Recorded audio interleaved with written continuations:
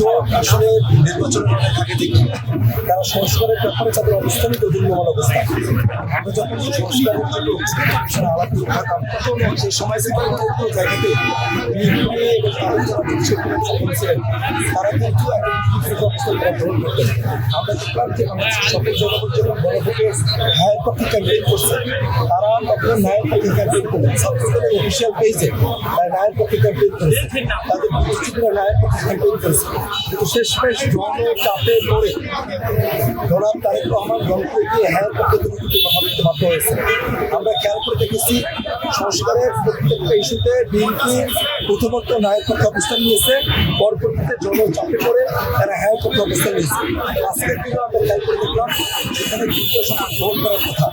আমাদের যে জুলাই সনদ বাস্তবায়নের যে আদেশ সে আদেশের মধ্যে স্পষ্ট বলা আছে যে দুইটা বিষয়ে শপথ গ্রহণ করার কথা এবং একই ব্যক্তি যিনি সদস্য হিসেবে শপথ করাবেন তিনিই আসলে বিধান সংস্কার পরিষদের শপথ তিনি করাবেন। এই বিষয়গুলোর ক্লারিটি আছে।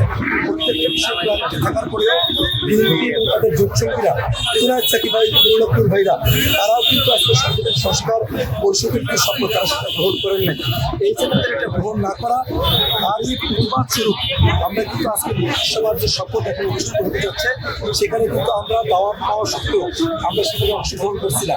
এবং আমরা এটা জানি জনতার যে চাপ আছে, জনগণ বাংলাদেশের অধিকাংশ জনগণ বিএনপি যত শতাংশ ভোট পেয়েছে তার থেকে বেশি সংখ্যক মানুষ জামাত যত শতাংশ ভোট পেয়েছে, এনসিপি যত শতাংশ ভোট পেয়েছে, অর্থাৎ দলগুলো আলাদা আলাদাভাবে যত শতাংশ ভোট পেয়েছে তার থেকে বিপুল সংখ্যক মানুষ তারা কিন্তু জনগণের হ্যায়ের পক্ষে অবস্থান নিয়েছে।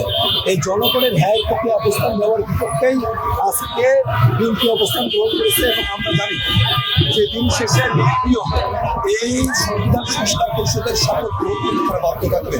আমরা জনগণকে সাথে নিয়ে আমরা আমাদের অবস্থান আমরা ব্যক্ত করছি।